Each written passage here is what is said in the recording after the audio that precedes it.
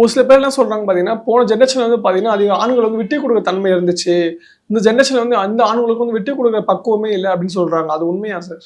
விட்டு கொடுக்கக்கூடிய பக்குவம் இல்லைன்னு சொல்ல முடியாது. விட்டு கொடுக்கக்கூடிய பக்குவம் இப்ப அதிகமாயிட்டு தான் இருக்குன்னு சொல்லலாம். ஏன்னா இப்போ பெண்களுக்கான விழிப்புணர்வு வந்து அதிகமா இருக்கு. இப்ப பெண்களுக்கான விழிப்புணர்வு அதிகமா இருக்கும்பொழுது ஆண்கள் ஆட்டோமேட்டிக்கா விட்டு கொடுத்து தானே போகணும். இதுக்கு 2 தலைமுறை முந்தி எல்லாம் பாத்தீங்க, ஐ மீன் 90s இது எபோலாம் நீங்க வந்து பாக்குறீங்க அப்படின்னா அங்க வந்து பெண்கள் வந்து ரொம்ப அடிமையா தான் வச்சிருந்தாங்க. இது நிதர்சனமான உண்மை, நான் இல்லைன்னு சொல்ல முடியாது. இது வந்து உண்மைதான். அப்போ ஆணாதிக்கம், ஆணாதிக்க சமூகம் வந்து இருந்தது. ஆனா ஆஃப்டர் ரெவல்யூஷன், அதாவது தகவல் தொடர்பு வந்து மேம்பட்ட பிறகு இப்ப பெண்களுக்கு எல்லா துறையிலும் எல்லா விஷயத்திலும் நல்ல விழிப்புணர்வு வந்திருக்கு. இப்ப அவங்களும் சம உரிமையை அவங்க எதிர்பார்க்கறாங்க, அதை செயல்படுத்தணும்னு விரும்புறாங்க. இது நல்ல விஷயம்தான். இது ஒரு நல்ல முன்னேற்றமா தான் நம்ம பார்க்கணுமே தவிர ஆண்கள் விட்டு கொடுக்குறாங்க, விட்டு கொடுக்க கூடாது அப்படின்றதெல்லாம் கிடையாது.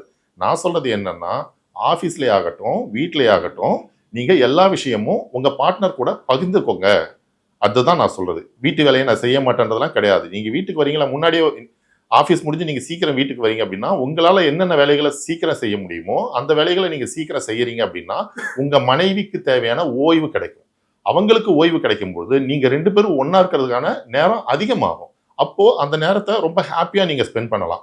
அதை விட்டுட்டு அவ வரட்டும், அவ வந்து காஃபி போட்டு கொடுக்கட்டும், அவ வந்து வீடு பெருக்கட்டும், அவ வந்து பாத்திரம் கழுவட்டும் அப்படின்னு நீங்க வெயிட் பண்றீங்க அப்படின்னா அவங்க கொஞ்சம் லேட்டா வந்தா கூட அவங்க வேலைகளை செஞ்சு முடிக்கிறதுக்கு ரொம்ப டைம் ஆகும். அப்போ உங்களுக்கான ப்ரீஷியஸ் டைம் வந்து அங்க கம்மி ஆயிடுது. உங்களுக்கான ஹாப்பியான ஒரு டைம் வந்து அங்க இல்லாம போகுது. ஸோ நீங்க எந்த அளவுக்கு உங்க பார்ட்னர் கூட உங்களுடைய ஒர்க்கை ஷேர் பண்றீங்களோ அந்த அளவுக்கு உங்களுடைய ப்ளஷர் அதிகமாகும் அப்படின்றத நீங்க சரியா புரிஞ்சுக்கணும்.